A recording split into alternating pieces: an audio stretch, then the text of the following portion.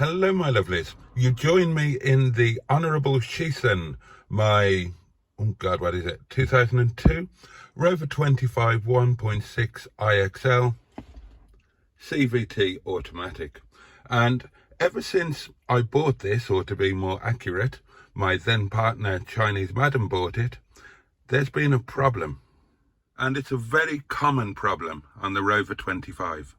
And I've eventually, finally, just fixed it. And I'm going to show you how, in case you have or get the same issue. The heat control valve on the Rover 25, which alters the flow of air from hot to cold or anywhere in between, is prone to getting stuck. And when it gets stuck, people tend to try to wrench the old temperature control dial here, which are made of plastic, and they will end up breaking. And that's exactly what had happened on this car. When Chinese madam and I went to Yorkshire to buy this car, this knob, this one was fine, this one was fine. Well, actually, this one only worked on 3 and 4, you know, that normal resistor problem. That was fixed thanks to Captain Mustard and Senior Mustard. Senior Mustard manufactured a new resistor pack with a much higher standard of quality and whatnot, and Captain Mustard very kindly fitted it. If you need to do that job, it's behind the glove box somewhere. But this middle one, that was just spinning freely because it was broken. The heating was set to cold. When it broke when the dial was set to cold, and that wasn't a problem for us. We bought the car in late spring and we drove it through summer. Not a problem. Chinese madam and I parted ways in September when it was still warm, so again, it wasn't an issue. However, when things developed, Chinese madam bought a new house in Liverpool, flat, lost her free parking space and wasn't really using this car anyway. She needed to get rid of it, and I agreed that I would buy it from her. Obviously, I had a connection with the car. So I got a train to Liverpool it was on January the 3rd, 2022. I think I'm correct in saying. And I had to drive it back from Liverpool with no heater, and it was absolutely bastard freezing. That was a shot of the green coated wire leading to the heat control valve.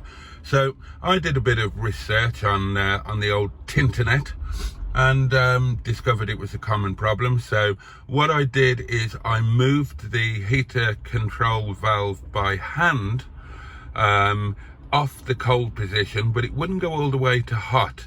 It went about halfway, and so it would blow lukewarm air but not really hot, and I've just had to make do with that. At some point I nicked a knob off one of the Mustard and Boaty Ducar sales cars and fitted it here as this knob here.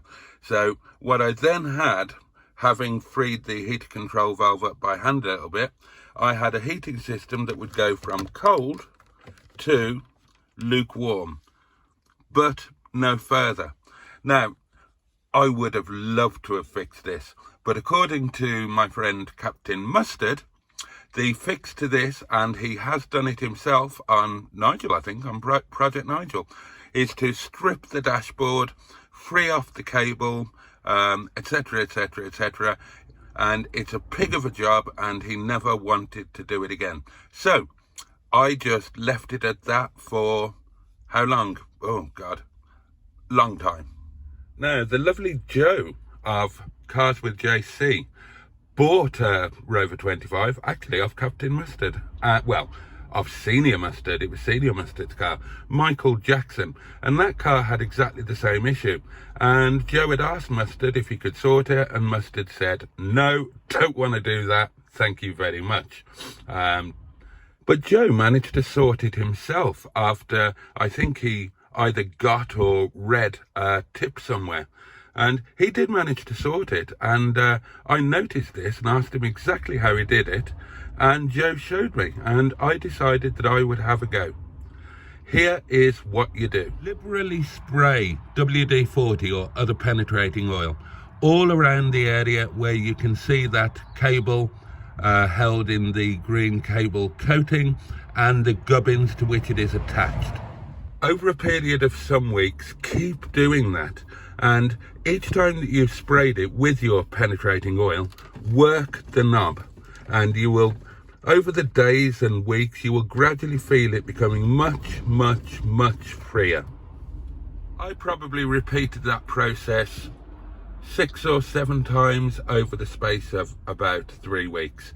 Then, when you're feeling brave and this is feeling quite free, you know, each time you've done it, you'll have been trying to take it a little bit further. But then when you're feeling brave, really apply quite a bit of pressure. And you will hear, if it's ready to go, and this literally happened with me about an hour ago. Well, not even that, about 40 minutes ago. This literally happened with me. You'll be applying some pressure in about that position there, and then suddenly you'll hear a clang, and it will go all the way. And that is your heater fixed, as indeed mine now is. So fully cold, fully hot, fully cold, fully hot. Now, I don't want the same thing to happen again, so periodically I'm going to bang some WD-40 round there, and I'm going to, you know, try to keep this moving, keep it freed up.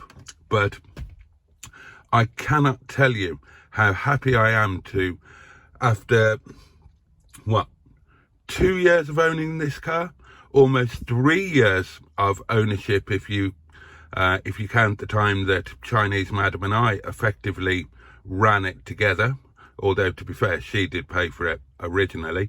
We've finally got this problem fixed. So the fix does work. If God knows, if I can fix something using a method, then you know and I know any bugger can do it. So I am absolutely delighted with that. So a massive shout out to Joe. Thank you very much for that. And I hope this helps some of you if you've got the same problem. This is the way to fix it. Don't let anybody tell you that you need to strip the dash. Don't let them charge you a fortune for doing it. Or at the very least, try this method first.